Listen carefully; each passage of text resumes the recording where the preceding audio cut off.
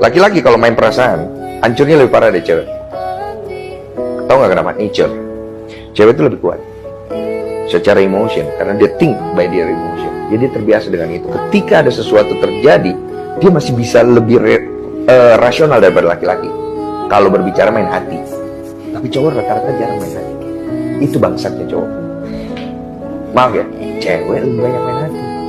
Itu lemahnya cewek. Malam mingguan? Enggak mas, di rumah aja. Hujan gini males gue keluar. Nah ini hujannya udah berhenti. Ya hujan di luar sudah berhenti. Hujan di hati gue makin deras. Itu gue tuh orang dendeman. Gue tuh nggak gampang maafin orang. Walaupun gue di depan gue maaf, tapi di sini gue masih gedong. Gendek, apa namanya? Gedek. Ya, gedek. Iya ya. Udah gitu, gue cuma ngerti gue akan buktiin kok. Suatu ketika nanti gue akan butuh gue. Kita itu hidup di dunia dimana fisik itu memang penting sih. Bener banget, setuju. Gue udah sadar itu sejak SMP, men. Kayak ketika lu good looking, ketika lu kulitnya kuning, ketika lu mulus, nggak ada bekas jerawat, ketika lu tinggi, tampan, dan lain-lain, hidup lu tuh kemungkinan besar itu akan mudah.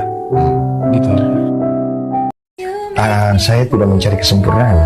Saya mencari ketidaksempurnaan. Karena kalau orang mencari kesempurnaan dalam hidupnya, maka dia akan mendapatkan segala sesuatu yang tidak akan pernah cukup.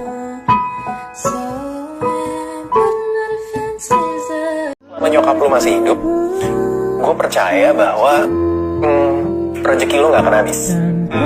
Karena di dalam Islam tuh, lo butuh sesuatu, lo minta sama nyokap lo. Karena kalau doa orang suci manapun, itu kalah sama 10 jarinya bos, kalau dia udah ngangkat ke atas. Jadi ya Allah, ternyata di saat kita ikhlas, di saat kita benar-benar pasrah, di saat kita benar-benar semuanya lillahi ta'ala, biar Allah yang mengatur, biar Allah yang mengatur semuanya, ternyata apa yang Allah atur itu jauh lebih indah daripada kita yang atur.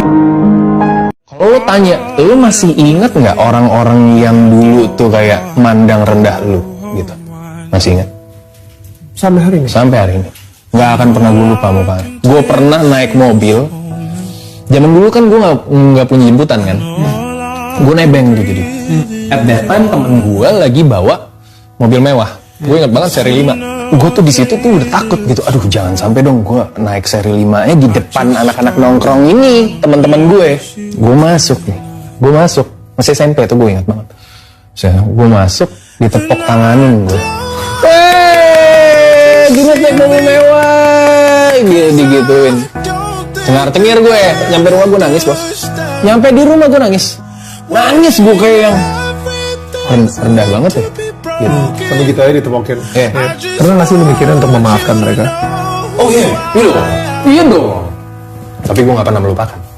Soleh nggak soleh pasti akan mengalami ujian hidupnya masing-masing. Dan kita tidak dikatakan akan benar-benar cinta sama Allah kalau kita belum pernah dalam hidup ini mendapatkan ujian dari sesuatu yang kita cintai tersebut. Kalau kita terlalu cinta dengan harta, sama seperti saya dulu, insya Allah kita nanti akan diuji dari sana. Kalau kita terlalu cinta terhadap istri maupun juga anak kita, melebihi kecintaan kita kepada Allah, yakin Allah juga akan berikan ujian kita di situ. Jadi dalam ilmu tasawuf disebutkan bahwa rezeki yang paling rendah itu adalah harta. Rezeki yang paling tinggi itu adalah kesehatan. Ente kaya tapi sakit, bagaimana men? Duit habis untuk bayar doang, udah gak? Rezeki yang paling utama itu adalah anak-anak yang soleh-soleha. Asik kan punya anak soleh-soleha? Dan rezeki yang paling patut disyukuri itu adalah husnul khotimah. Mengakhiri permainan ini, mengakhiri hidup kita ini dengan akhir yang baik. Husnul khotimah.